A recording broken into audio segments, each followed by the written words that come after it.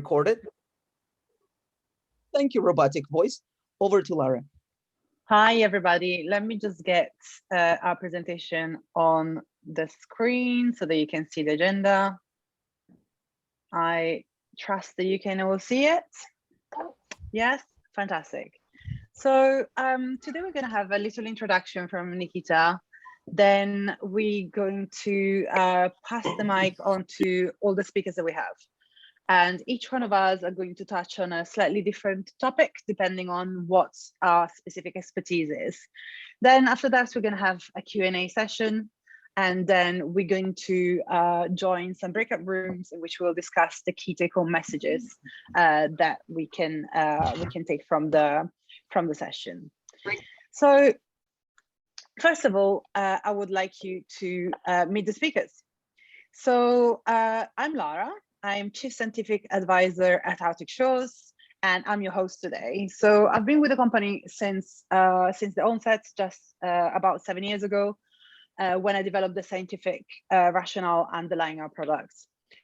So today I'm joined by a fantastic selection. I may be a bit biased, but no, I'm joking. It's really a fantastic selection of colleagues and friends, all of whom had somehow linked onto behaviour-based assessment in their own unique way. So in order of appearance, we have Diana Sanchez. Diana is an assistant professor at San Francisco State University, and she teaches in the Industrial and Organizational Psychology program. And she also runs the Workplace Technology and Research Lab, in which she guides students in their research around improving the effectiveness of technological innovation and also its implementation at work. Then we have Megan Marie Butler, who's a PhD candidate at Leeds University Business School and a subject matter expert on the use of artificial intelligence and emerging technology in HR. And she focuses on the ethical use of data in decision-making in human resources. Then we have Charlie Eyre. Charlie is a chartered occupational psychologist who's been working for 20 years in designing, implementing, and evaluating psychometric assessments. He's also director at Workspheres and senior editor at the BPS test review process and UK representative for the International Testing Commission. And then we have Nikita, my co-host. Nikita is an independent occupational psychologist focusing on developing talent through the use of psychometric-based coaching.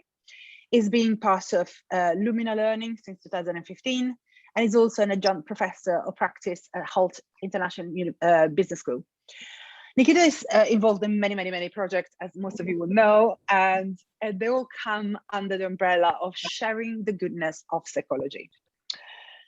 So there's a couple of different topics that we will be touching on today. So I'd like you to have a look and start thinking about what kind of questions you may want to ask later. But of course, throughout the session, you will be developing the need of asking questions at some point. We have a Q&A at the end of the whole presentation, not at the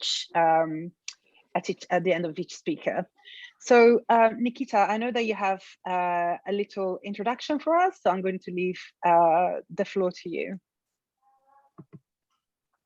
Thank you, Lara. And can people see my screen? It was a little marmot? Yes. Excellent. I have a sample size of 1. Would anybody like to add to that?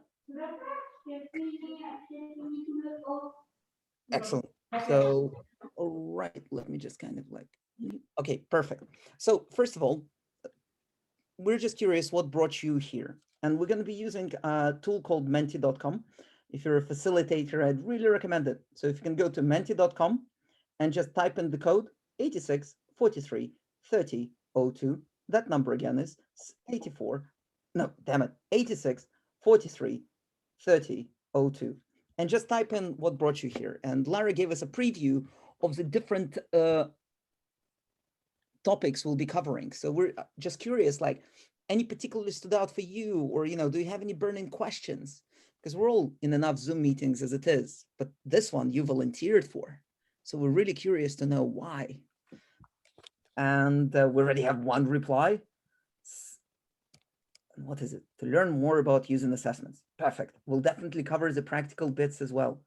interested in the use of BBA. Me too. That's one of the reasons I joined this event. And that's what's so much fun. Curious on the current developments of BBA. Curiosity, well, that's probably in line with your personality. Something strikes me that it's probably quite a high on openness crowd we have here today. Strange, I have that kind of feeling. We have quite a few people interested in BBAs. I'm just wondering if any of you who wrote this down couldn't just quickly unmute yourself and share with us what particularly about BBAs that you're interested in for us to cover today. Just quickly, just unmute yourself.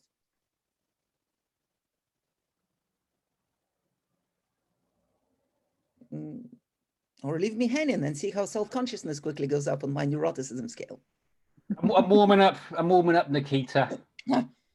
Fair enough. I think my interest in it is how can I use it for my own purpose, really, in a slightly suspicious manner in terms of change management and working on change programs. It's actually understanding behaviors and how are people likely to respond and how you can actually influence those behaviors as well, ideally. Absolutely. So how you can kind of assess and develop.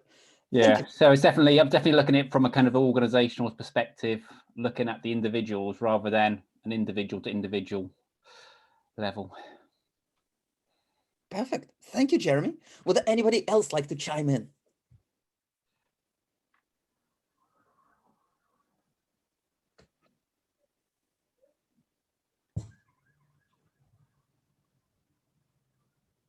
Oh man, self-consciousness in the digital space. This is a tough crowd today.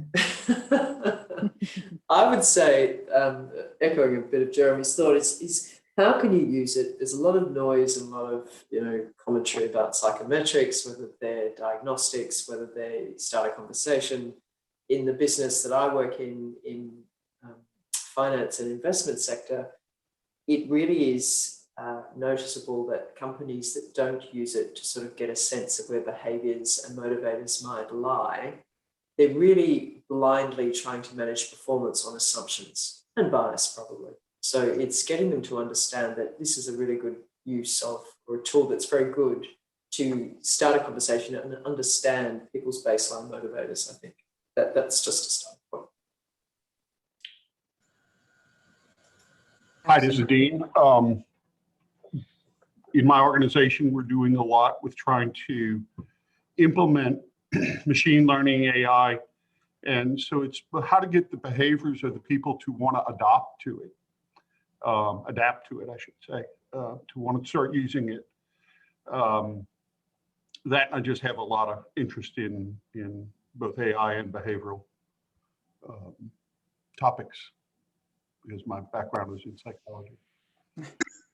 Excellent. So it's how you can harness the goodness of AI in a psychological field. Yeah. You go to Google and they're getting all your data and pushing you in a certain direction, whether you're buying from Amazon or whoever. But within business, we're implementing a lot of things. How do we, I don't want to say push, but encourage people to start using some of the abilities that we're implementing. Absolutely. A friendly nudge in the right direction. Exactly. Perfect. So considering that there's a lot of curiosity about BBAs, I just have one more question for you, and then I'll pass over to Lara, is what assessments have you used or you are using? So just generally, psychometrics, assessment centers, just anything. AI, and what's meant by it. So if you can just go to Menti and type in what sort of assessments have you used? Some people have mentioned before that their companies are using gamified assessments, and Lara will get into what the difference between gamified and BBAs, which is also going to be fun. But it's just, what other assessments have you used? Right. Interviews, psychometrics, NEO. Well, you got to love a bit of NEO content, right? Personality, psychoeducational, cognitive tests, psychometrics, Hogan's and Talent Q, IDI and LEA 360. Don't you just love it how all personality assessments is basically an acronym with a number? Like what's up with that? Or the author's name? It's like nothing else. Says personality like a acronym and a number apparently, but hey. survey situational judgment, VR-based assessments, ooh, game-based assessments. By the way, I'm just curious, whoever wrote this comment, if you don't mind unmuting yourself and just sharing with us, how have you found using such a wide range of assessments as a practitioner?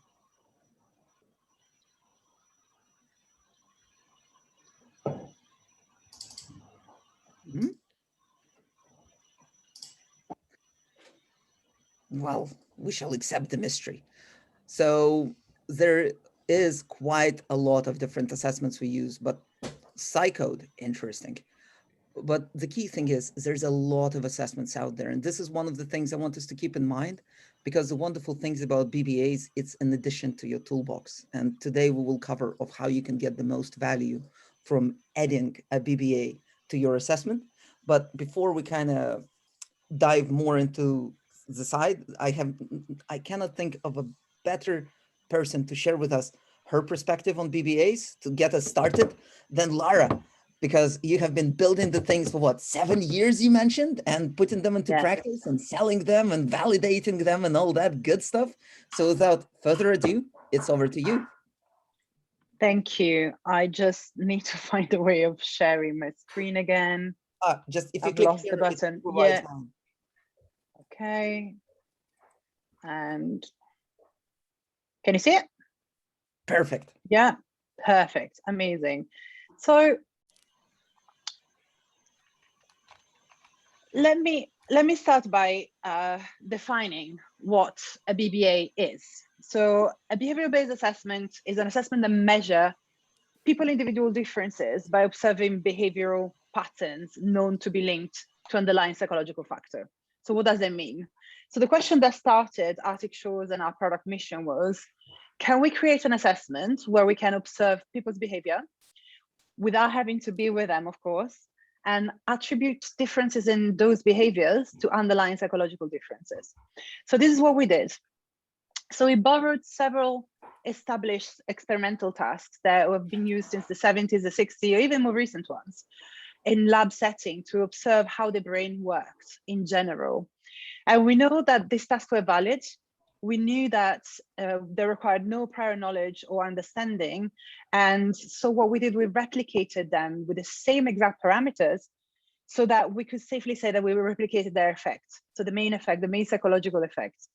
So what we did then, we added storylines and graphics and UX principles to turn them into a much more engaging interface, which is our assessment as it is now. So our assessment generates a large amount of data. Compared to self-report, SJTs, etc., the magnitude of data is incomparable because we're talking about millions of data points, really. So we take all that data and we carefully label that data and combined it into psychological models. Those models are informed by theory, so our theoretical understanding of how those traits, those tasks are related to psychological constructs, but also they're informed by our own data. And I'll be talking about the different ways of making models in a minute. So those models are what we use to generate psychological profiles of people, which are then in turn used to identify talents, for example, but they could be used for many different reasons. So any scenarios in which you would need to understand a person's psychological profile. So let me give you just one example of how this actually works that will make you understand this a lot better. So for example, there's a task that we developed that's called navigation, and this is based entirely on the flanker task. So in this task consists in indicating the direction of the middle arrow whilst ignoring the peripheral arrows. The peripheral arrows could point either in the same direction of the middle arrow or in a different direction, creating a little bit of distortion and confusion. So during this task, parts of the brain involved in the cognitive suppression of irrelevant information are activated. And you can see that there are different parts of the brain that's been highlighted. So we know from experimental evidence that those systems in the brain are much more efficient in people with high level of extroversion. So this is the same reason why people with high level of extroversion, because of that, those systems in the brain are able to sustain attention and engagement under high level of stimulation. So all that interference that comes towards them without being overwhelmed. So essentially, that's the reason why they like going to parties and having a large group of friends. So when we look at the data, we can associate optimal balance of speed, accuracy, and consistency in getting that arrow direction right. We can associate that with high level of extroversion. So in this case, specific proportion of the data coming from this task will be associated to data coming from other tasks and incorporated to generate in a model to generate a score of social dominance. Social dominance can then be related to competencies like confidence in the workplace, for example. I hope everything is clear so far. So in terms of how the BBAs differ mainly from other assessments is the relationship between noise and signal. So one of the main benefits is that reduction of noise around the psychometric signal. So there's many sources of noises that moderate the relationship between a person's actual psychological profile and that response on a psychometric test. For example, what's the right answer? Asking that question is quite the most common source of noise. And the reason why we're asking that question is because we want to second guess the right answer to mimic how the ideal match for a role, for a given role, will behave and will answer. Sometimes the words are not even worded so clearly. And for example, for people whose English is not, or whatever language they're taking the assessment is not the first language, or people with dyslexia, that can be quite confusing and adds a lot of cognitive loads. People also think that they can act like as they want, which is partially true, but only under optimal conditions. We know the stress kind of impact our abilities to put on that mask. And one common way of rating ourselves is also to compare ourselves to others. So we're social animals, and our self-concept sometimes, well, often is developed by comparison with other people. We also tend to respond to assessment as our aspirational self, sometimes just purely because of lack of self-insight, and sometimes because we really believe that we can get there. So finally, some questions are quite hard to answer, especially in the context of a job application. So a question pertaining ethics, integrity, loneliness, and various constructs that are usually perceived as socially undesirable are hardly ever answered correctly. So with BBA, the process is a lot more straightforward. Most of the time is a fast reaction to a stimulus, and there's very little noise when producing that reactive kind of reaction. So BBA and the task also don't have a clear frame of reference of what an ideal candidate will respond like, how much time it will take them to produce that response, and so forth. And they don't require us to compare ourselves to others. So there's hardly ever the need of space to decide how to respond to BBA. That's why it's a lot more straightforward. So if you think about the advantage of BBA compared to other tests, is that the ratio of noise compared to the ratio of psychological sign in the pathway between the question or the stimulus and the response enables you to see a lot more of the person than other type of assessments. So as I said, BBA generates a lot of data.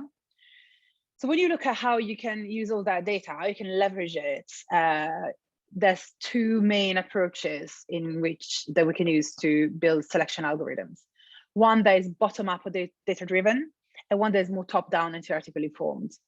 So bottom-up and data-driven models, also known as black box models, are usually based on the full profile on top performance, and they're purely data-driven, and they don't take in consideration psychological model until the very end. So we try to explain them afterwards, post-hoc, by summarizing the models into psychological models. This is highly defensible in some countries where you have to have a clear link between performance and the criteria they use for selections, but they tend to come at a great cost of diversity. And it's not just demographically, the demographic diversity, which can, for example, ethnicity and gender, etc., that can be mitigated through some adverse impact checks, but it's the cognitive and emotional diversity that falls through the net, and those are great predictor of team performance and innovation and so forth. Also, the issue with this kind of modeling is that they're based on the assumption that the existing workforce is the best that can be, which is hardly ever the case. And also one limitation of this kind of models that they the start and end at the recruitment phase, and it's not possible to unpick all the complex psychological characteristics that underlie performance and use them for other workplace processes, such as, like, for example, rewards systems and what behaviors to reward. So if the only target is, however, to exclusively predict a specific outcome and nothing else, then this type of data-driven models are great. So top-down and theory-informed models are somehow different. They don't use, first of all, they don't use all the variables in the data, but they use the validated psychological models, which I described earlier on. So those have already maximized the use of all those variables, but in a more generalizable way. So they've been validated across different samples. So those evidence-based psychological models then can be used to select the personal characteristics that we are looking for in a role. And then they can be corroborated post hoc with performance data only when it's really, really good data, and normally from a previous campaign. So with these strategies, you will know that you are including all the right criteria for selection model, not just those that happens to co-vary within the existing sample. And if you think about this, for example, from the lenses of diversity and inclusion, is the difference between simply decreasing adverse impact and celebrating and leveraging diversity, which, for those who know, is one of my mottos. Somebody asked about, somebody said on the Mentimeter something along the line that this is an evolution of game-based assessment. It is an evolution of game-based assessment, but how do we differ from game-based assessment, and why did we decide to move on from that term? So if you think about gamification, there are certain principles that underlie gamification. So for example, points, leaderboards, badges, storylines, etc. There's so many benefits from gamification, don't get me wrong. There's benefits of flow, immersion, engagement, familiarity as well, which reduce stress. And it's a great opportunities to look at behaviors, so triggering behaviors strategically within a highly controlled environment. And also it's relaxing, it's objective, there's many opportunities. And if you look at behavior, we see behavior as the ultimate expression of stable individual differences. So this is what we see. We can infer individual differences by looking at people's behavior. And also the link between behavior and underlying psychological differences is widely supported by scientific evidence. Behavior, we know that behavior is consistent. So if we want the best predictor of behavior, is behavior itself, is past behavior. So why is it important to shift from game-based assessment to behavioral-based assessment? Lara, quick one. For some reason, yes, you can see half of your slide. Half of my slide? Yes, it cuts off at badges / and then it's just black. Really? Perfect. Now we can see it. Okay. It worked. Can everybody see now better? Yeah, Kate, thanks. Jeremy, thanks as well. Perfect. Sorry for that interruption. Yeah, no, thanks for flagging it. What was I saying? Okay, yes. So I was asking, why is this important to move from behavior-based assessment from game-based assessment to behavior-based assessment? So game can feel a little bit gimmicky and can pigeonhole your assessment to graduate recruitment. And that's not all that has been built for. And also game can sort of convey an unnecessary sense of competition, which is not the case that should be with assessment. BBAs, at least the BBAs that we develop at Arctic Shows, don't use any principle of gamification for measurement or to generate better and more data. And also we found that sometimes game elements can be distracting and frustrating because people think that they have to attend to it, that there's something in there that they need to explore, when in reality, all they have to do is to produce behavior. So I hope this gave you a good overview of what behavior-based assessment is and how it differs from game-based assessment. And giving the floor back to Nikita.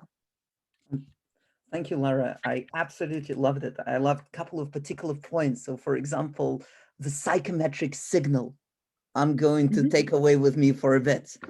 And also the fact is you brought in this as a response and the space of the Viktor Frankl quote, you know, between stimulus and response lies a space. In that space lies our freedom of choice. I'm paraphrasing here.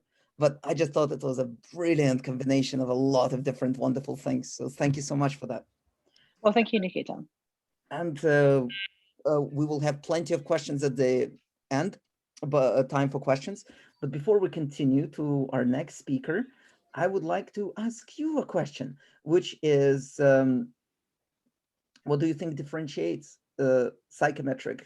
differentiates BBAs from SJT assessment centers, etc.?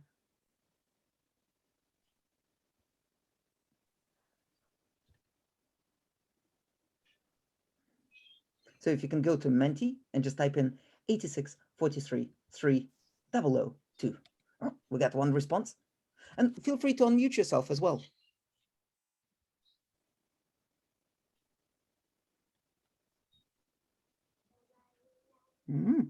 Seems like can't game it less obvious. What are you doing? Oh, face validity. I loved how face validity is in brackets. Thank you for that. No idea. A more natural assessment. Yes, they run in the wild and have social interaction. Collection of more data points. Absolutely, there's a lot of data there. Less focus on feeling like being assessed, so more authentic. Interesting. नहीं सामने डब्बा है oven के ऊपर. One moment, let me just mute. Perfect. So, positive, more general, shows potential better. We'll get to that, I'm sure. So, on this note, I would like to pass over to our next speaker. Diana, over to you. Hello, thank you so much, Nikita. This was wonderful being able to see everybody's response, because I completely agree. There are some wonderful responses here. So I want to piggyback off of what Lara was saying, because there were some really key points that I think are important for us to keep in mind. So as a reminder, I'm an assistant professor from San Francisco State University. So I tend to approach everything from a much more of a scientific, sometimes in the weeds perspective. And I do have a consulting background, so I also bring that history of wanting to know what are the practical applications of this, how can we use this? So I want to talk about how do we typically assess things. And it was wonderful because in the beginning, a lot of you reported what you're typically using, the different types of measures that you're using, whether it be the NEO or other forms of personality, or the Hogan. There was a lot of self-report that we tend to use. And that's because self-report measures are easy in the sense that they're quick and they're accessible, and they don't always require the same level of rigor that Lara just highlighted, the level of detail that we go into. Not to say that there's not validation evidence, but they do have a much more straightforward approach to asking and then receiving information back. So what's really important is that we start to think about what are the drawbacks when we do use those traditional assessments. So when we're using a self-report or a survey, we tend to rely very heavily on the individual. So we're relying on their memory of how well they can think about, reflect, and accurately report back their own behaviors, their own thoughts, their own feelings.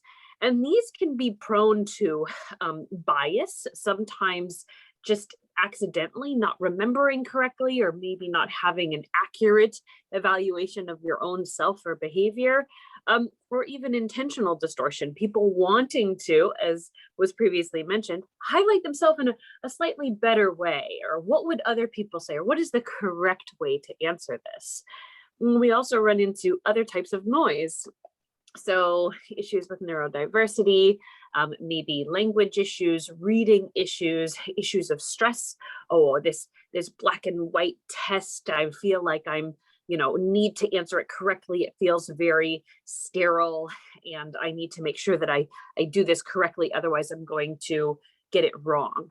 And so we can experience a lot of issues and drawbacks with self-report, which have a long history of being researched.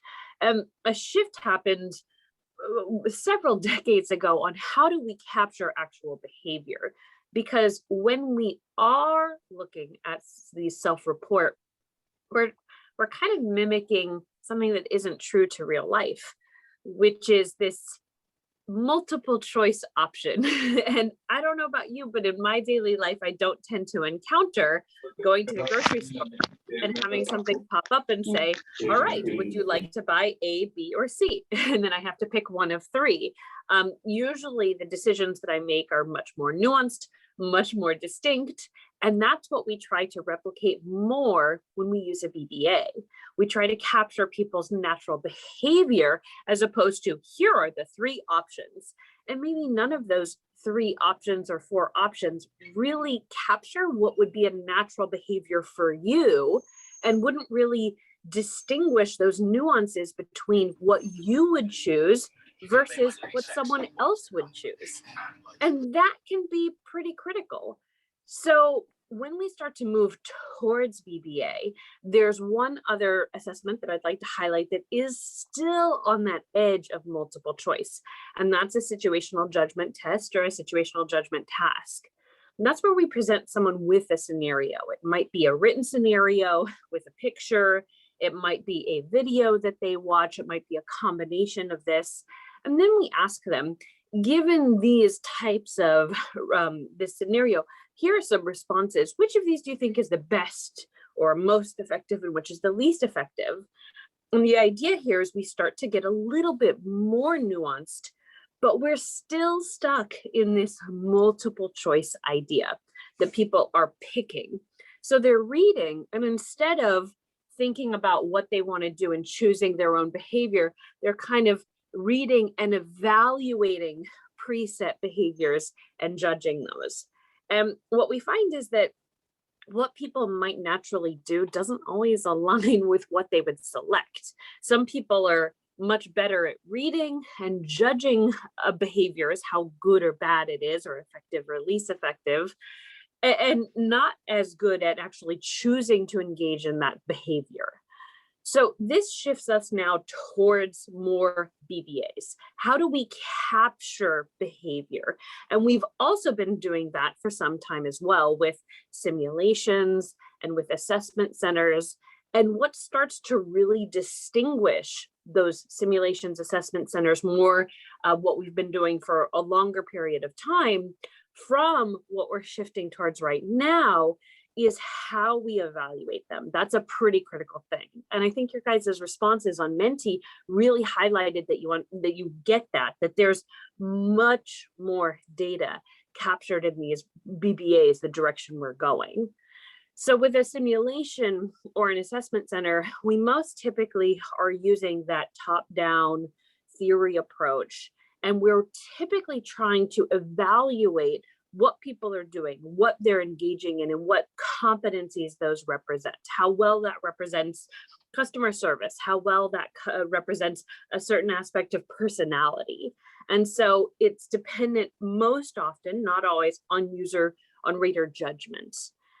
So the value of shifting towards these more data-driven approaches is that we start to use methods like data analytics, algorithms, and we start to evaluate and make critical distinctions between behaviors based on sometimes even micro behaviors. So the things is nuanced as how long it takes for someone before they respond to something, or if they change, if they're responding a certain way and then adapt and change and respond a different way based on some shift in stimuli.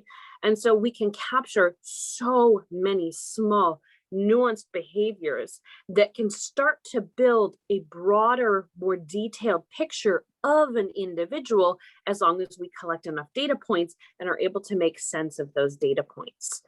So as we start to look at the distinction, and everyone's responses was absolutely right, that we're looking much more focused on how we look at the data and how we can glean important information from the data, and using a much wider array of data based on how people are naturally behaving.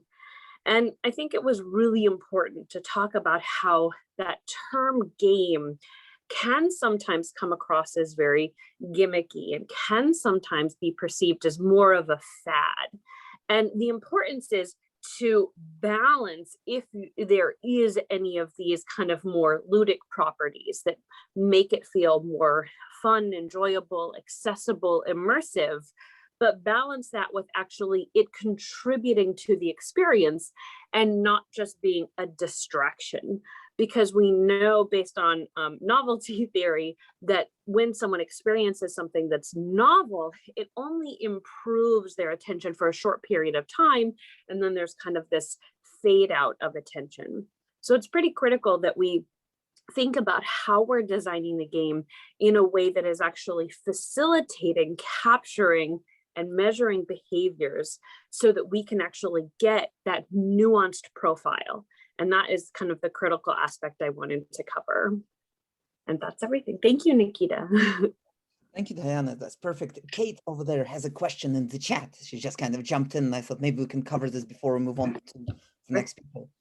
So that's the thing, though. How do you make sense of the data? What does it mean? How you move from one behavior to predict another? So there are, well, that does get a little bit more in the weeds of how we use specific data analytics. One thing that I've used in the past is relying heavily on comparison to traditional assessments. So in the validation world, we might call that convergent data. How well do various scores, indicators, values actually correlate with a traditional measure of neuroticism, for example?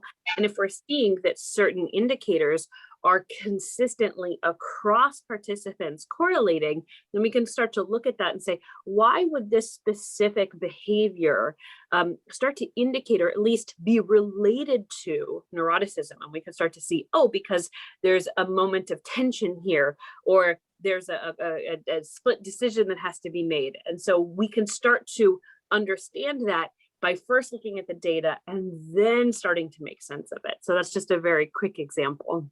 Excellent. Thank you for that example, Diana. I'm just curious from my own side.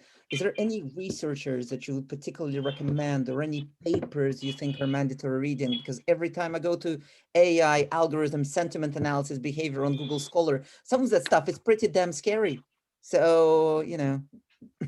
Oh, it absolutely is. I think there is a rich amount of data that's been collected about over the last 10 years, maybe even a little bit more. And I can post in the chat a couple links to some papers that I think would be really critical for people to review. Oh, that would be absolutely wonderful. And thank you again, Diana. And thank you, Kate, for the question. But now I have a question for you, good people, before we go on to the next speaker. Considering all about those algorithms and putting it all into a black box, what do you feel are the dangers of black boxes for algorithms? So what are your thoughts? If you can just type it into Menti or feel free to unmute yourself and chime in, that would be awesome.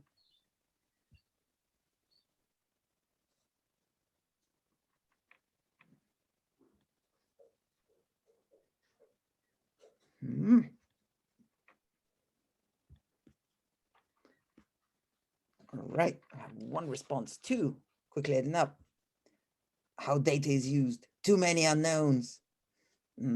Spying, wow, that escalated quickly. I did not write that one, just saying, just because I'm Russian. Too many unknowns, loss of control. Good Joy Division song. Low diversity. Low diversity. Low diversity, yeah. Lara, would you like to say a little bit more about that point? Oh no, just that for me is a very important thing, because we don't really know what goes in the box. So we can check for as many types of diversity that we can correct for, but then what about all the other kinds of diversity?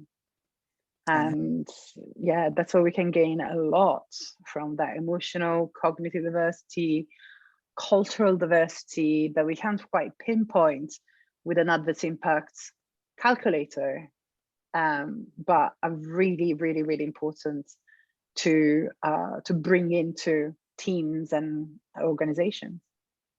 Absolutely, and we can see the impact of diversity is really showing up.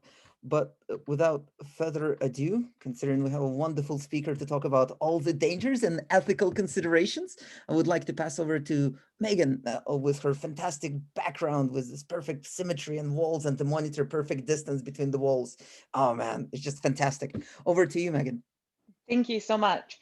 So great conversation so far. And coming from an HR perspective, it's kind of like, so what? It's most HR professionals and practitioners out there where we're looking at models like this or products that can help us understand who to hire or help us make better decisions. But what does that mean? In HR, we already struggled before AI even came along that we have the black box of strategic HR management, where we knew decisions were being made or correlations or not correlations, but relationships were being made that we really didn't understand. And now we have this world of AI, and all of a sudden we start to get even more scared because there's an algorithmic black box that we're not sure of. So when we think about this in terms of AI and data ethics and what we're seeing coming out of regulations, we're starting to see that regulations, the new EU regulations in particular, where HR decisions that impact individuals are considered high risk. And we can't really have that black box, and that we're really focusing on the explainable or at least the understandable.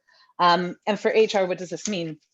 It means that as we're coming in and it's great to be able to use the product or to bring in an assessment that has so many more data points, but for a process, a hiring process or a hiring decision, it's one of many steps or stages or data points in that hiring decision process that add up together. So even if we can bring in a technology that can help us reduce bias at one stage, particularly in the early stages, it doesn't mean we can guarantee that it's lasted all the way to the hiring decision if our hiring process hasn't really changed, even though we're throwing technology in at the beginning. So even though we have some of these great products coming out where we're able to understand people better, we're starting to move away from self-reporting assessments or really costly assessment centers into a happy medium where we're able to use technology to gain insights on candidates without having to be overly invasive or take up too much time. How do we use that within our process? And that's just where we start talking. And I know at the beginning of the conversation, we had a lot of people talk and ask questions about how do we adopt, how do we understand the technology in a way that we can actually use it as part of our decision-making process. And that's definitely where a struggle comes in. We see a lot of conversations in industry asking, how much does HR really need to know? Do HR professionals engaging with a product really need to understand how the model works and how it's built? And the answer is like, yes, to some extent, but they don't need to be IO psychologists developing the tools to ensure that. They need to be experts within their own domain of how are they using this product within their bigger decision-making process. And we're seeing one of the big things, and we were kind of hearing in this conversation, is about the data-driven or the theoretical-driven models. And this has actually been a side conversation within AI and HR, in the sense that data-driven models, when we see them being used, we have things like the Amazon case, where when we see theoretical-driven models, we see them being much more based in theory, where we can understand why in a social concept we're able to apply the data in the way that's being suggested, which helps us make clearer decisions or be able to at least document why we're making the decisions we're making. This is bringing in that kind of social science piece. For HR, though, some of the big things we need to be thinking about is if you're hearing something like machine learning magic, it's probably something to avoid. You want to be able to understand why the social science is being used the way it's being used to remain ethical, but we also need to remember in the larger process and also how we're documenting and understanding the decisions that are being made as we bring in more data points. And also too, what data are we using? Why are we using it? And how long are we retaining it for? Are we collecting extra data that's unnecessary? And a lot of the times, if we were trying to make an in-house assessment, we'd have dangers of running into that we're not validating in the way that you're seeing with some of the products where they focus on this and have large amounts of data sets. There's a lot more I can go into on this, but I think we can move on to some of the more interesting conversations more about the assessment.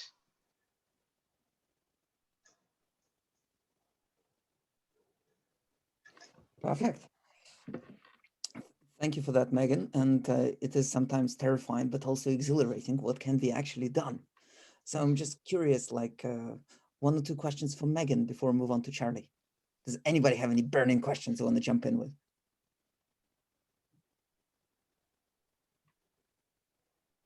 Feel free to pop it into the chat.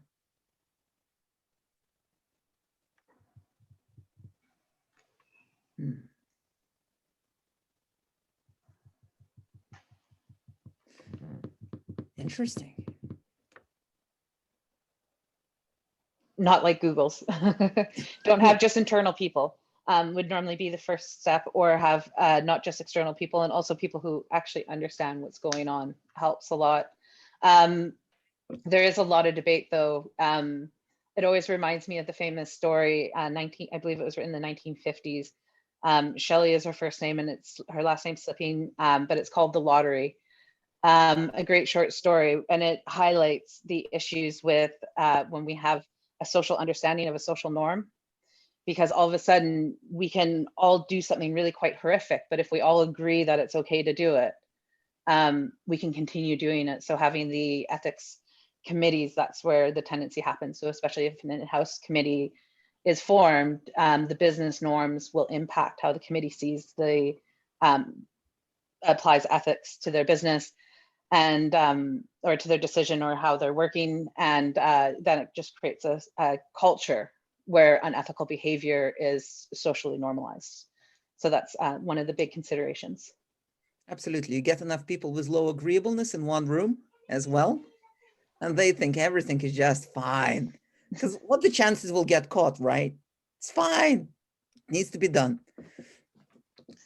But yeah, especially if they're low neuroticism. And so Nikita, I had a question, but it was it's a little bit more of a general question, if that's okay. Go for it, Charlie. Sure. So Professor Diana was talking before a bit about how BBAs are hopefully a little bit more natural than what you typically have with a survey-based question, where you'd have a few different options, and life isn't about that. There's much more decisions are much more nuanced, and BBAs try to move away from that and be in more of a natural setting.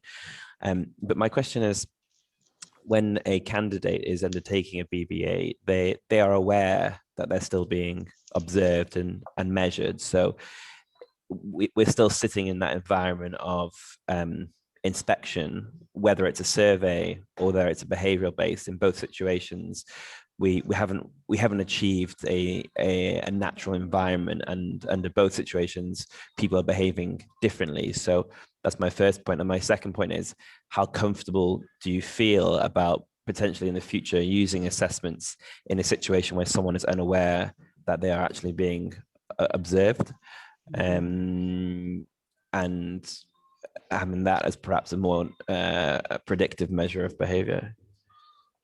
Nice. Thank you for that, Charlie. I'm very happy this question is directed to speakers and not me. Oh, crap, I'm one of the speakers. Anyways, other speakers and not me. So what are your thoughts, good people? I think there was a question for Diana directly. Yeah, so I think that that's a really good point. And there has been some data collected looking at how people respond to being in that experience. So questions of like flow and immersion, and even just enjoyment and satisfaction, and some like anxiety and stress measures. And a general trend that I've seen is that people do tend to say that they get a little bit more immersed or lost in the experience, because if they're reaching a state of flow, they're so kind of immersed in the task that they can sometimes lose sight of the idea that they're being assessed.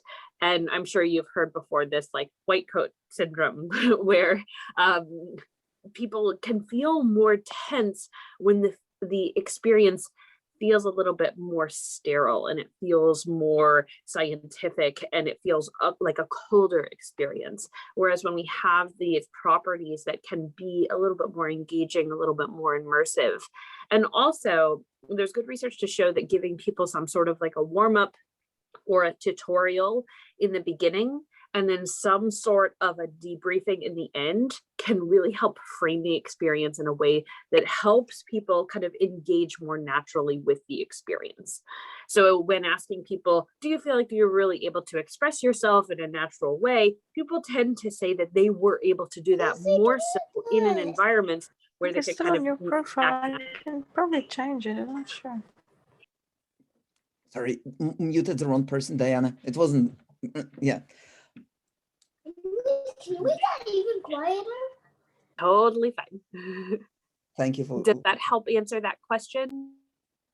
Yes, it did. Thank you very much. Like, I guess the extension of that question is, I mean, is it desirable to eventually move to a scientific basis where we are assessing people in a more natural environment? I mean, I know there's a question of ethics, but before we get to that question, okay, so I'll give you an example. If I was able to use a Chrome plugin and I was able to extract data from someone's social media profile that had no bearing to an assessment or a white coat syndrome situation where they were undertaking an assessment, and I could get that natural data and I could process that to predict certain key personality traits, would that be more desirable over a situation where someone knows they are being assessed? And I'm not coming from this from an ethical point of view, but from a scientific point of view, a predictive point of view.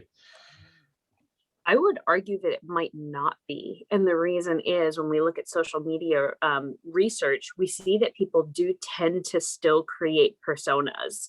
So if you look at a LinkedIn profile compared to a Facebook profile, compared to an Instagram profile of the same person, if you were to do kind of like a data scraping style of method like you're talking about, you probably could potentially come up with very distinct personality traits for the same individual based on how they're projecting themselves in different scenarios. And so then the question becomes, which one of these can we use to predict how this person would behave in this scenario? That becomes a little bit more challenging because people aren't always behaving naturally. And the same thing, like you said before, they're not always necessarily behaving naturally if they know that they're in an assessment. So the idea is, how do we create an assessment where the goal, the purpose is not necessarily transparent, where it's not necessarily clear what good looks like or bad looks like. And so kind of people have no choice but to behave naturally because it's not always completely clear what is being measured. It's not like, oh, if I hesitate here, they're going to think that I'm neurotic. And so it isn't always clear how the data is being collected. And if there's multiple points throughout the experience that are converging together to establish a score of neuroticism, we can ensure that if there was some attempt to shift or fake, that might be counterbalanced by other points within the data set. Yeah. And I think that's really helpful, because I think it almost starts to get into a philosophical discussion of what is natural behavior and is there any point in chasing that? Because just like you've seen in the comment now, do people behave naturally at work? Do people behave naturally on social media? Like, is there any purpose in trying to understand what natural behavior is if it's this sort of ever chasing your tail sort of situation? Indeed, it is a chase your own tail situation when you can gather all the data. The question, should we? But this is what I really loved, especially about Diana's and Megan's presentations. The question of data gathering and ethics are very closely intertwined. That's what's so important. You cannot do one without the other. If you're going to start gathering data, you better have an ethics board established of actually what you're going to do. And then it brings us to the other point, as mentioned, at work, at home. We have a question for you, good people, before we pass over to our wonderful speaker, Charles, and that is, what validity measures should we look out for it? Are your comments on Twitter actually a prediction of your behavior? Or, I love Diana's point about different social medias. I just had a friend who did a research on sentiment analysis of LinkedIn, and they could point out 4 of the big 5, but one they could not point out from your LinkedIn profile. Any guesses which one? Neuroticism. Bingo. You can't point out neuroticism from people's LinkedIn. Maybe you can point it out from Twitter. But what if one candidate has both and one only has LinkedIn? What are we going to do? So I'm just kind of curious from you good people, what would be good measures of validity to look out for if you're going to be using a BBA? So feel free to unmute yourself or go to menti.com and type in 86433002. You won't need to put in any name or details, just the number. So we have construct validity. What are we actually measuring? Predictive validity. How predictive is actually the behaviors? I wonder if that's the same person who put face validity into brackets, because I'm noticing a pattern. Keep the measures relevant to the job. Predict performance in role. I always wonder what is the KPI of a middle manager in a Fortune 500 organization. Anyways, different subject. Predictive validity. Anything else? Feel free to unmute yourself and jump in as well.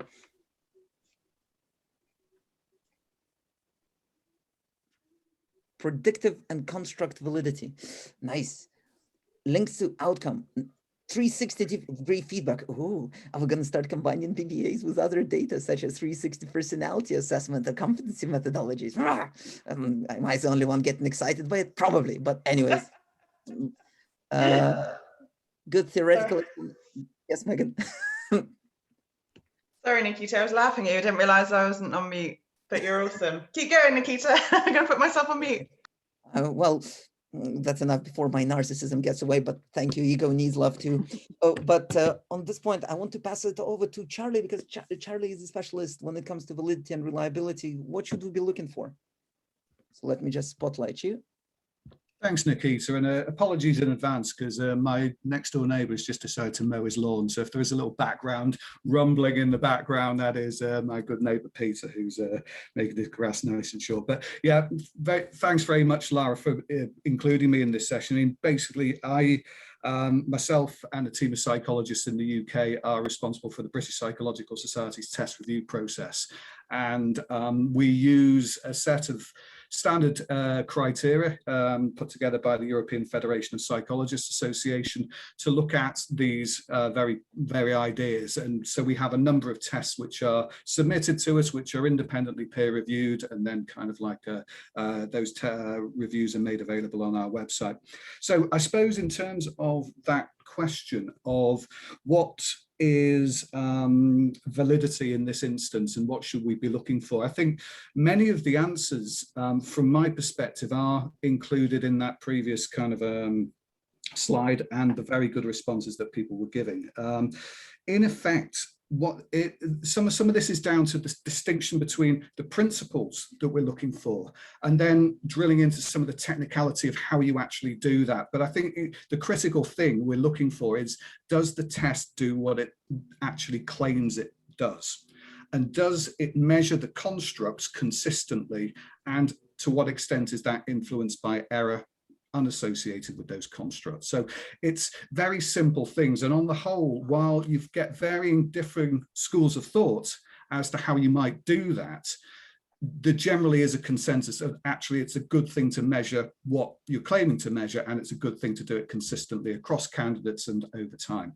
So now there are a number, over the sort of decades of psychometric development, there's been a number of validation approaches which have been used and applied.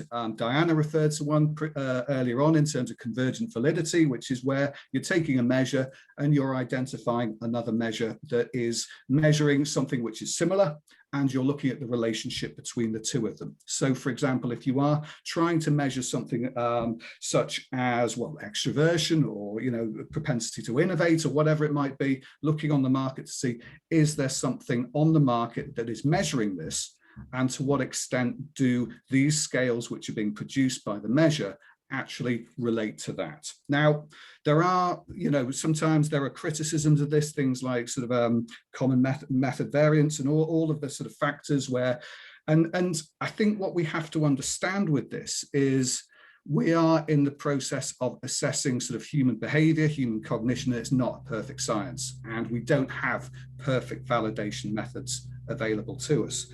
But the other factor, which is very much sort of evident on the responses to the last question, is, well, what actually is happening in the workplace later down the line? And, because most measures are bought by a client in order to make sometimes very important life-changing decisions about individuals going through in terms of whether or not they are suitable for a job. So if they are being evaluated on criteria A, B, and C, then, and you are ultimately evaluated as being sort of high, medium, or low, or however that's articulated through the measure, then to what extent does that subsequently bear itself out within behavior or thinking or practice within the workplace? And that's the area of criterion validity, where actually you are looking at, well, 6 months on, 12 months on, what actually happens in practice within the workplace. Again, there are some methodological limitations. You can argue why it won't necessarily work in that context, but sometimes it can be a very powerful way of actually looking at the principle of, does this do what it says on the tin? Because this is all about prediction in the workplace for many occupational assessments that are used for recruitment. So in that context, I suppose, without going too much into the detail, all of those standards are available on the BPS website. I think I suppose what I would say about them is their guidelines. There are certain sort of correlations of this and that. Validation of any particular measure has to be a building of evidence. And it is, for example, the extent to which there is that proximity between the task and what the individual will actually have to do in the workplace as well. So there's all of these different factors that go up to make a sort of picture of validity of a particular measure. But it's those combinations of factors which are going to be critical in terms of being able to evaluate closely whether or not the measure actually does what it says it will do.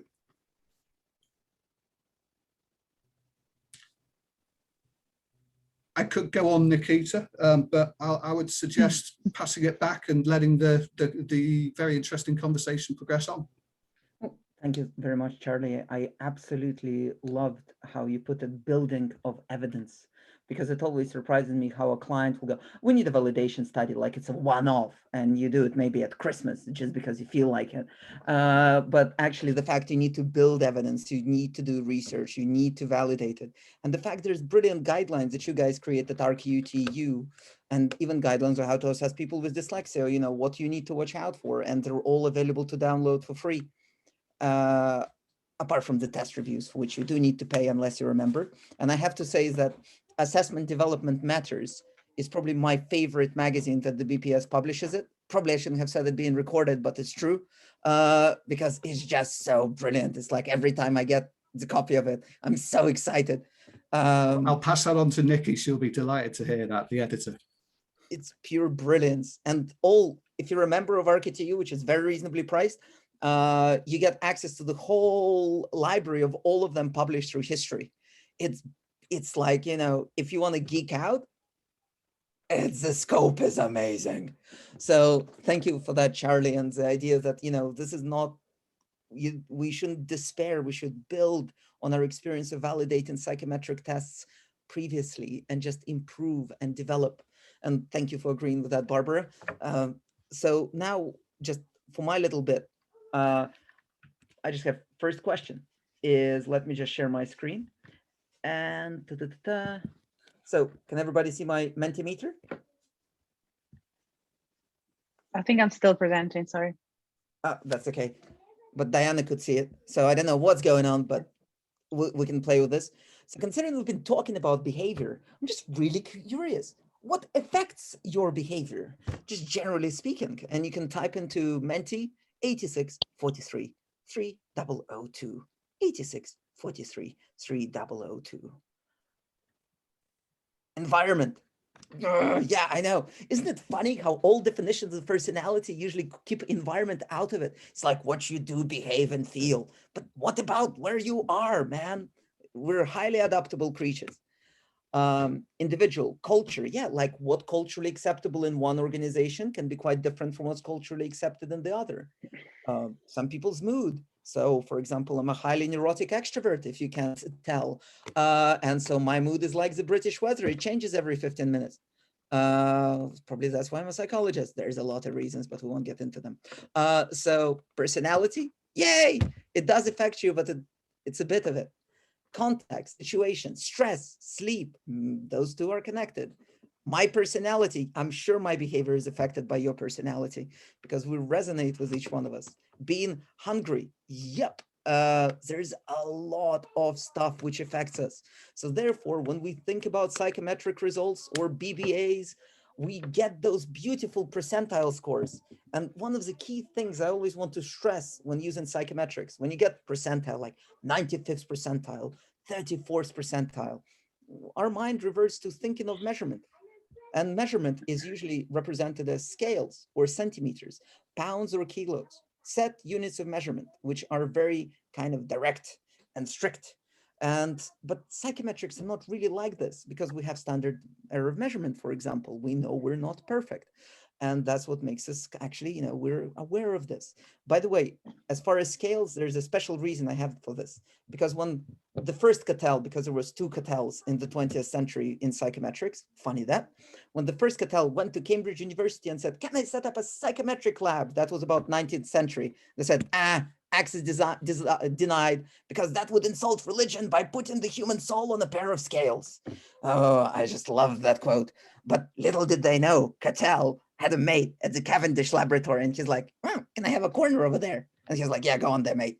So he set up his laboratory in the Cavendish laboratory, where the atom was split, genetic code sequenced, and it's still going. It's the Cambridge Psychometric Center. And you can find that history on their webpage, which I highly recommend. It's quite interesting to read. So I just want to kind of say that using psychometrics, it doesn't quite work like this. Though we might sometimes think it does. So to me, I'm a big fan of Roy Childs, very interesting psychometrician in UK, has this concept of fuzzy or squishy numbers. So when you think about psychometric data or BBAs data, don't think of it as a set unit of measurement. Think of it as squishy and fuzzy numbers, because our behavior is squishy and fuzzy. And therefore, we're adaptable, because if we think about genetically, our species genetic code hasn't changed in thousands of years. So you could have been born in, ancient Rome or downtown New York, and you can still make a go of it as a member of the species with more or less the same genetic code. And that just tells you of the degree of adaptability of humans. Because whenever people say about, psychometrics don't predict that much of performance, of course they don't. Because we have free will. Well, that's a whole different debate. But basically, there is that space between stimuli and response. And depending on how much energy you have, depending on the circumstances, the environment, your behavior can be quite different. And I think it's not a criticism of psychometrics that we get a low correlation. I think it's a testament to our adaptability of a species. But that's a different, I just want to leave you on that note, but I'm really curious, for example, because sometimes BBAs can be really good. And a lot of people are talking about, BBAs, AI, etc. So I just want to pass it over to Lara. And Lara, to what extent AI is being used in BBAs, and what form does it take? And when would you not use a BBA? When you'd say to a client, no means no. So to answer your first question, is it AI? Oof, it's a difficult one. I don't think it's AI. It's a lot of statistics, very complex statistics, more on the machine learning side of it than AI. And when we're thinking about AI, what we're really saying is, Megan, correct me if I'm wrong, but what we're trying to say is we're trying to teach a machine to reason kind of like a human. And I remember reading about how we can spot immediately the Mona Lisa. So we see it from far, we see a little bit of it and say, that's the Mona Lisa. Whereas the AI, as good as it gets, it will take a lot of time to understand there's a Mona Lisa, because it has to understand there's a face, it has to compare it to a database of face, and that's why it's struggling to have the same cognitive speed of a human. On the other side, where we want to really mimic human behavior is, like, for example, I can't remember who said this. This is not my quote, it's somebody else's quote. Is when we developing self-driving machines, we want the cars to drive like humans, because we've learned how to drive. We learned how to avoid, a person in the street or whatever. So we really want to do that. When we're thinking about selection and hiring and all the bias that we have embedded in that, do we really want to mimic what a human is going to do? The answer is no, we don't. We want to do exactly the opposite. We want to have a really objective measure, an objective measure that is based on research, on evidence, that comes from years and years and years of understanding the brain, how it works, and how those differences in the brain are then related to differences in the workplace. So my answer is no, it's not artificial intelligence. It's just really, really fancy stats. Does it make sense, Nikita? Perfect. I especially love the really, really, really fancy stats. 3 reallys. That's a really fancy 3 stat. reallys. Yeah. That's where I set the bar for our assessment.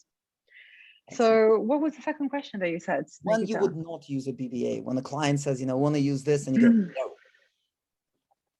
Yes, I think the BBA, if you think about how it's been conceptualized and built, is about looking at your predisposition or your preferred behaviors, or how your genes determines how you will react instinctively to a stimulus or to an environment. Okay, and that is a great part of who we are, but it's not all there is to it. So first of all, if you want to fully understand the person, you still need to corroborate that information with an interview or any other kind of assessment. So that's one. Then you need to understand the limitation of a BBA. So the BBA will it is a great starting point for example, a development conversation. So if you're using it in a development context, you can have a really good blueprint of the individual, and you see what the strengths and weaknesses, the preferences, and everything about them. What you normally do with a development interview is that you want to track some sort of progress. And BBA is not meant to change as a result of an intervention, training, maturing, acquiring experience. It's still going to be the same. It's still a stable representation of your hardware.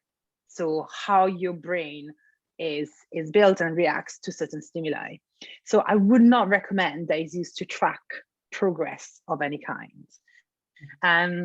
It's great to use for example, filtering out people who do not possess the right prerequisite for a job. For example, filtering out large amounts of candidates, or at the very end of a selection process, or when you have very few candidates, where you want to have a deep understanding of the person, but you have a companion interview guide to understand the relationship between your predisposition and your learned behaviors.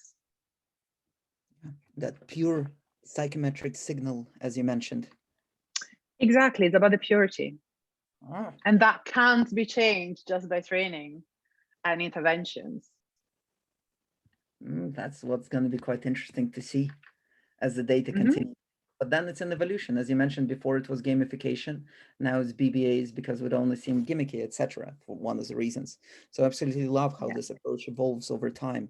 So now, considering we have a bit of time left, so we're going to spend like 5-6 minutes of questions, maybe a bit longer, then we'll have breakout rooms and then general chit chat. And so, good people, what questions do you have for our wonderful panel of speakers? So you can either unmute yourself and chime in, or you can put down your question into Mentimeter on 86 43 3002, or if you prefer, you can even put it into chat.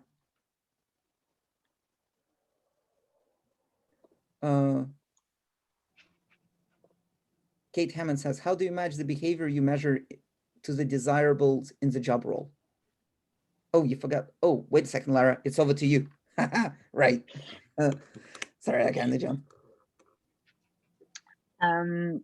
So I have a last part of our presentation, which is, as I mentioned, as we mentioned in the invites, following this session, there will be a launch of a white paper.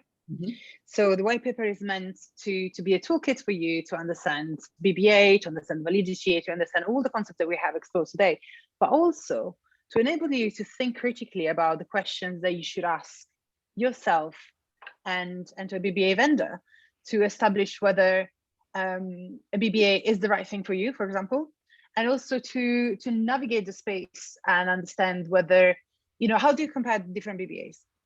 So my suggestions for the question that you should ask are divided into three different clusters. So psychometric parameters, for example, what should you be looking at? As Charlie said, validity and reliability are the most important thing. And then I think from what people put on the Mentimeter, we're all aligned on that. So reliability and validity are non-negotiable. So as per any other assessment, those are the pillar of the psychometric values of an assessment. No matter how you cook it, no matter how you market it, you can't get away from that. However, you need to accept that those may look a little bit different. So you may not have the same thresholds. You may not meet the same threshold, for example, for construct validity, because of, as Charlie mentioned, common method variance means that when we're comparing completely different formats of assessment, we don't see the same high correlations. You may want to look more at the narrative content, so the content validity of an assessment, for example.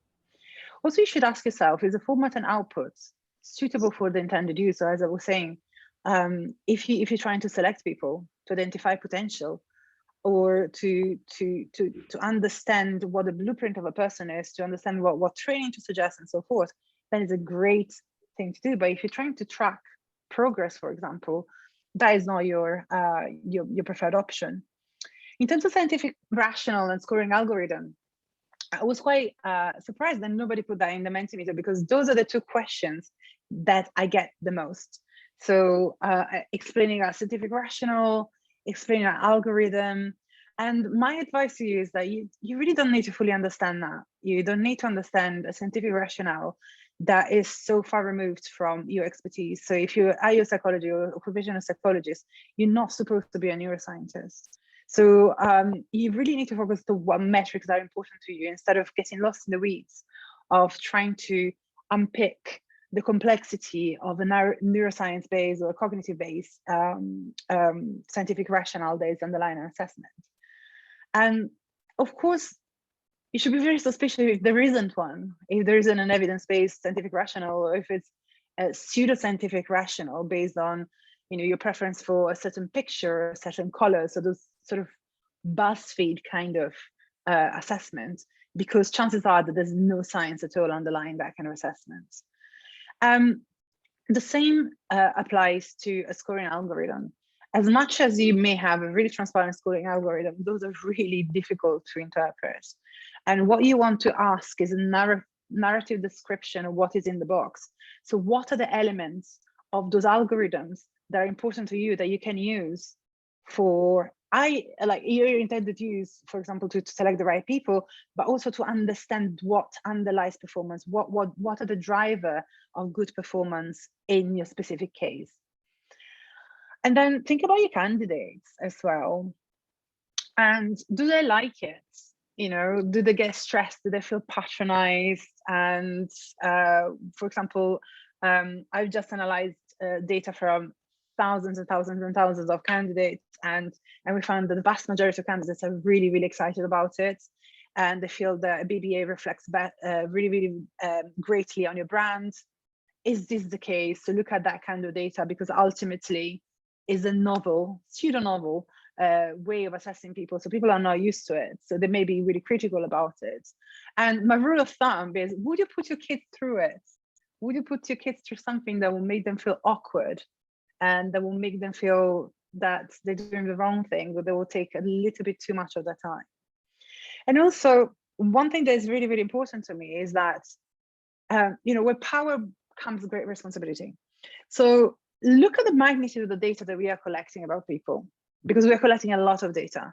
And if that data is not used strategically to some sort of advantage, then there is a problem there.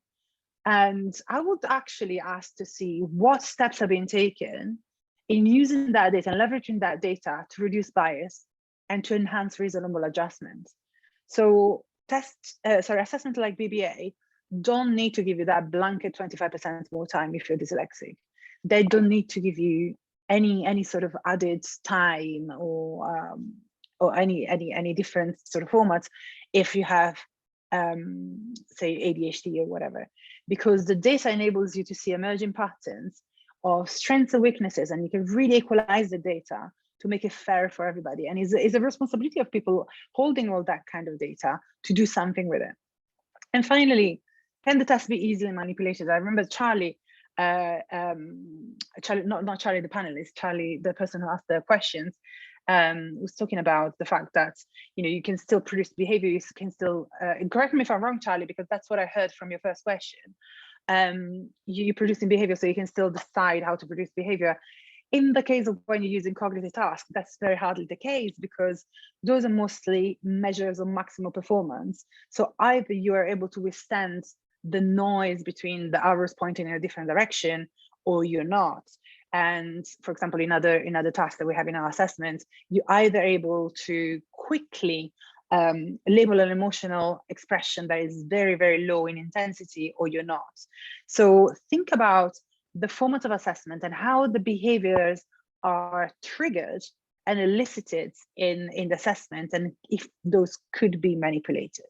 So those are my take-home messages on what question I suggest that you ask yourself when you ask potential vendor to establish whether BBAs for you and the BBA, the specific one that you're encountering, is a good one. And Nikita, after this, I can give it back to you. And I mean, if any other panelists have any other suggestions about the question that people should ask, then please do interject. Lara, I actually had a question, if you don't mind. I don't. Cool. So if we established before from my last question that perhaps chasing natural behavior is not always necessary, what do you think if we don't look at chasing natural behavior, and perhaps we look at a collection of different behaviors, what do you think about an idea of crowdsourcing observation of behavior? So for example, if one person told you that candidate A communicates well, it's not very scientifically based, right? But if 500 people told you that candidate A communicates really well, it probably has some sense in it. I'd be fairly confident that if I met that person, they probably could communicate quite well.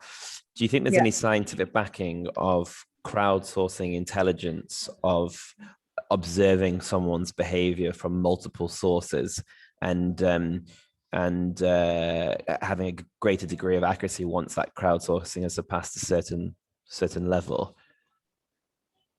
I think that's really interesting. I don't. Who has 500 friends though? I'm joking. No, it's the same thing as social media, I think, because I can ask 500 people who see me speaking in public how sociable I am and how confident I am. Then you ask my friend, and they may be giving you a completely different story. So it really depends on who you ask. And I don't know, to be honest with you. I think it will be a little bit unpractical on one end, but at the same time, we have a lot of evidence saying that others' reports are better than self-reports. So you have that layer there in which other people are more objective about you and see things about you without your own self-insight. Yeah. Because I saw an algorithm being written recently where it crowdsources people's opinions of someone, and then the weighting of the algorithm changes depending on how objective the source is. So for example, if it was your best friend, the weighting of that input into the algorithm would be less. If it was a recruitment manager at a company who was accredited and was carrying out a structured interview, it would carry more weight. And this combined an overall score of crowdsourcing some certain specific behaviors in someone. Yeah. Can I add here, Lara? Yeah, of course. Sorry, I can't see people, so I can't. No, see it's you. totally fine. You're absolutely right that when we talk about other report, that there is some benefit to that, because we're getting, just like when we talked about with the multiple data points, but when we still talk about report from people and its subjectivity, we're still talking about bias. So for example, if you look at average ratings, you can see that these ratings are consistently biased based on certain characteristics. So people are biased based on attractiveness.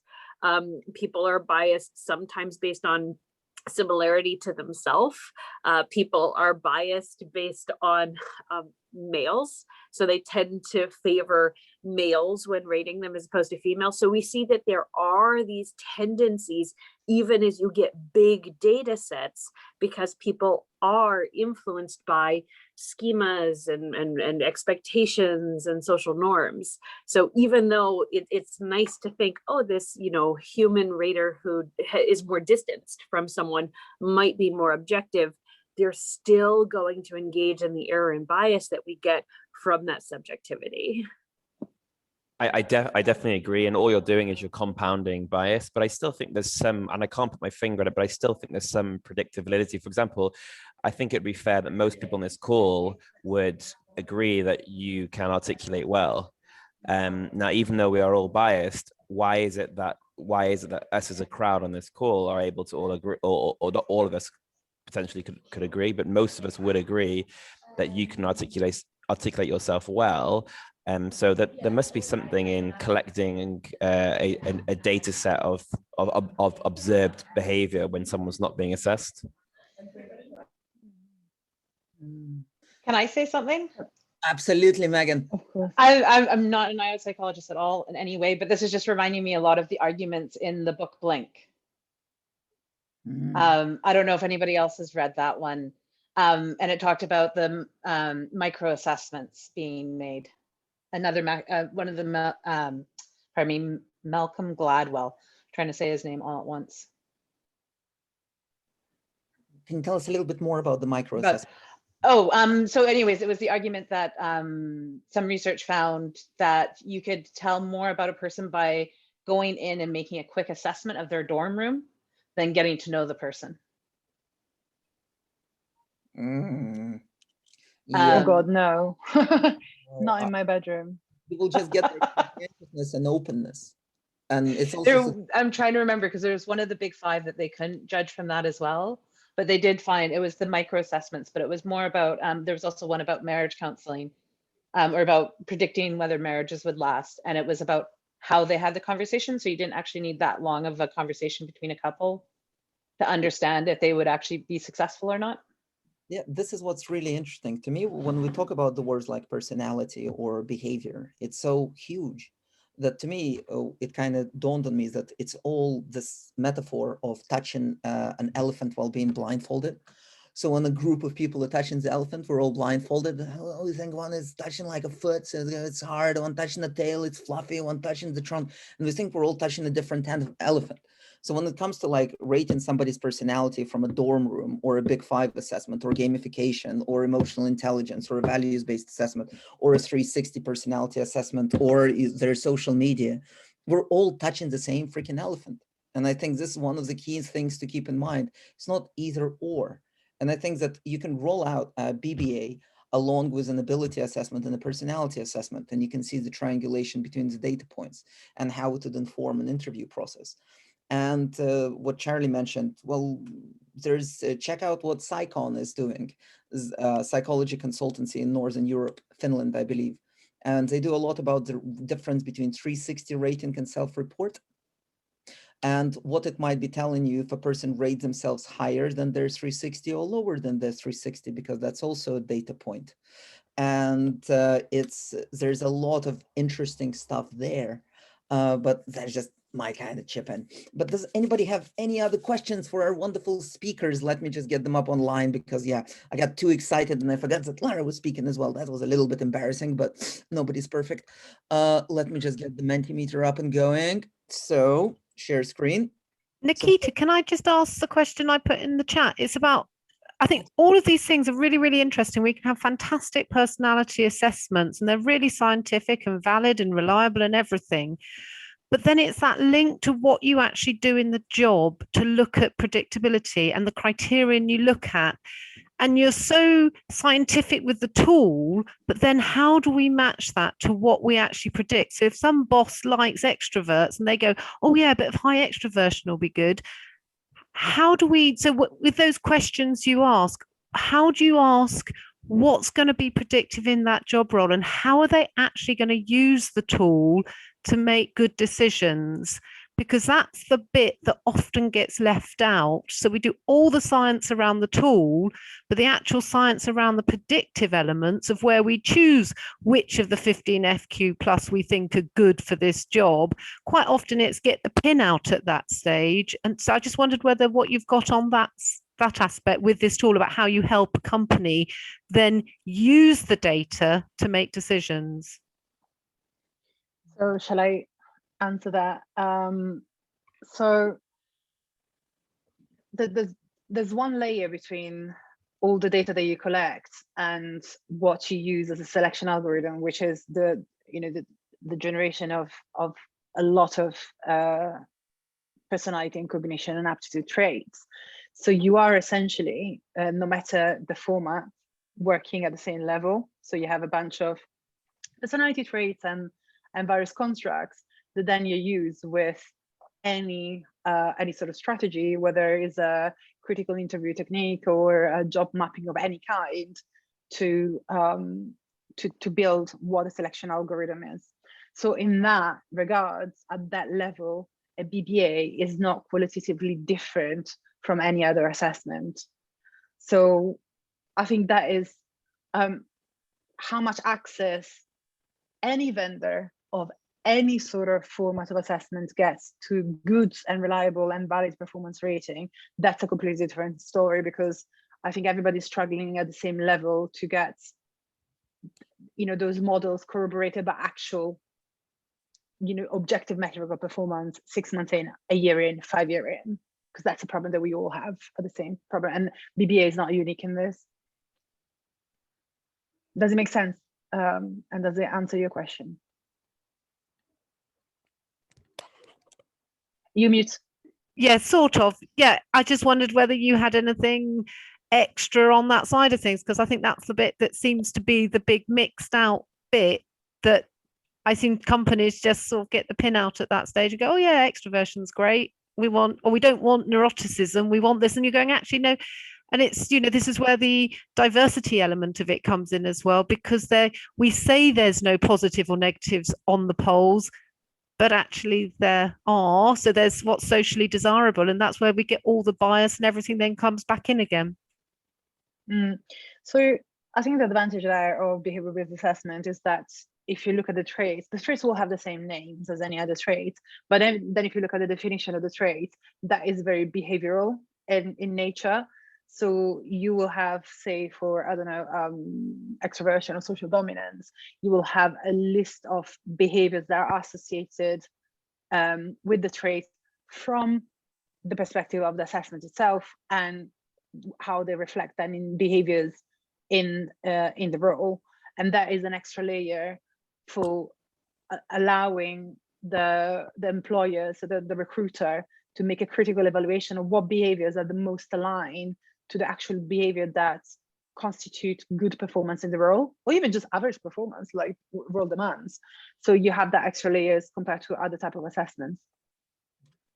Excellent. And would any other of our panelists want to chime in? What can we do to prevent all those extroverts, low neuroticism getting in, probably low on agreeableness, and then setting up internal ethical panels and running amok?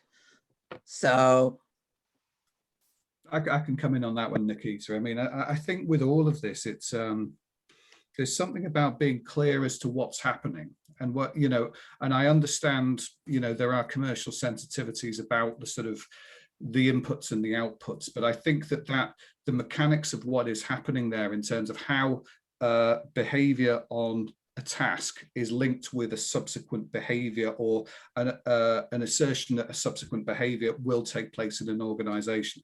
That sort of linkage is important. And I think that the validation, I think Lara's hit the nail on the head. It's expensive, it's difficult, it's time consuming, and it's hard to get the data.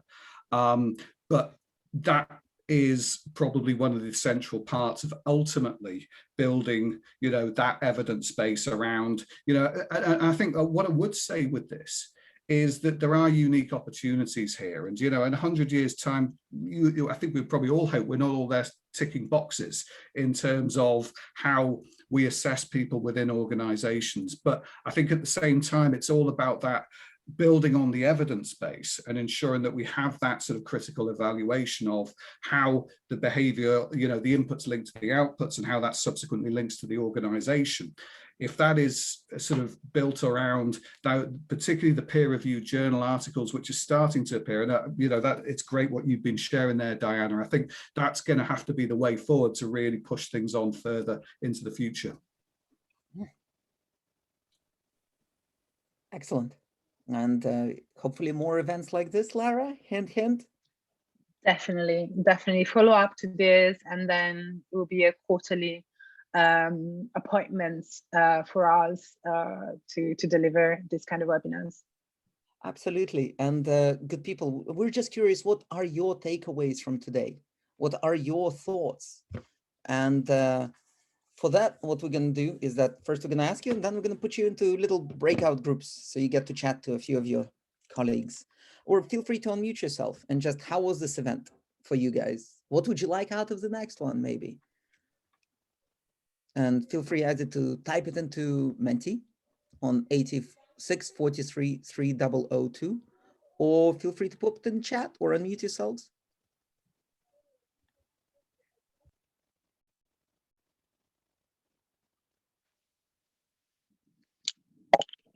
Nikita, I actually had one thought that was that's a bit of a takeaway from here that sparked my thinking.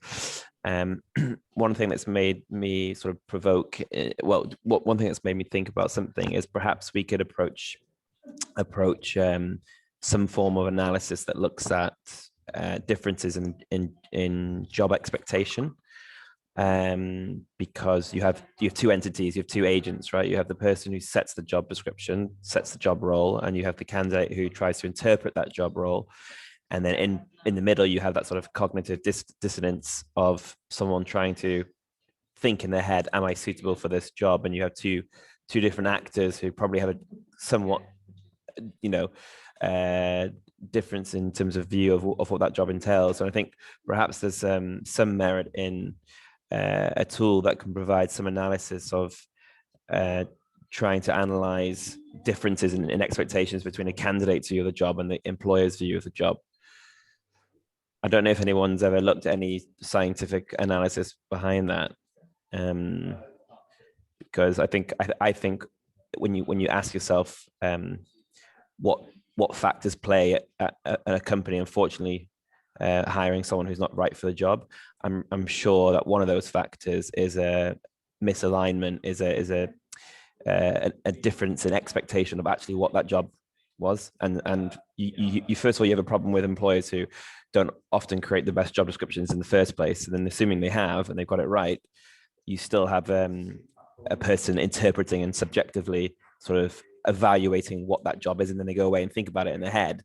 And then when they start the job, they actually start to realize, hang on a second, this is not what I quite thought it would be. So it'd be great if there's anything, if you guys know about any sort of approach in the science work community that has decided to look at alignment in job expectation.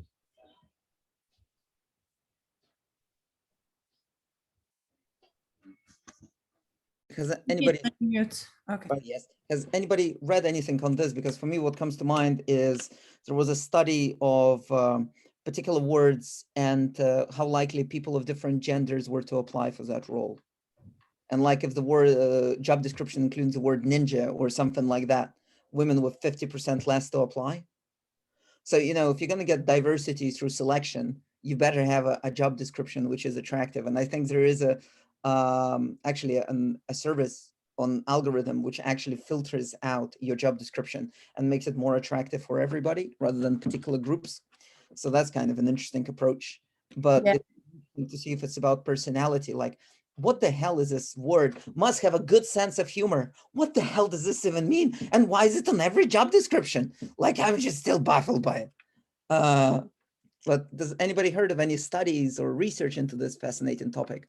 I know there is a startup of some sort who developed an algorithm that polarize a job description between male and female oriented. Oh. Yeah, I can't think of the name, of course, but there is, so the work has been done.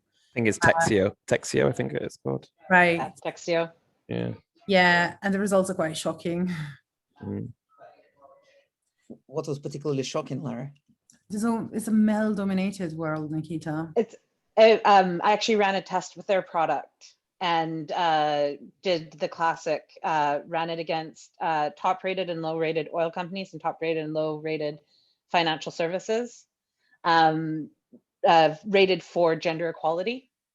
I did it on their job descriptions and mix more junior roles and administrative type roles and also senior level roles. And it was very clear across the board when you saw the lower rated companies, their job descriptions for like administrative type roles were very geared towards women.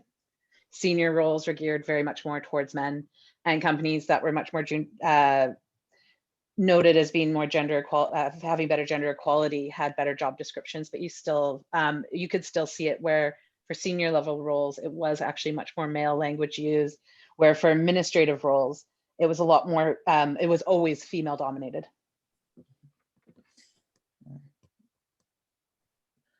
Be a fascinating next topic of discussion as well, how we can kind of improve the whole selection process, including job descriptions. But wasn't that also the Facebook case where they were putting job descriptions out to certain groups? Yeah.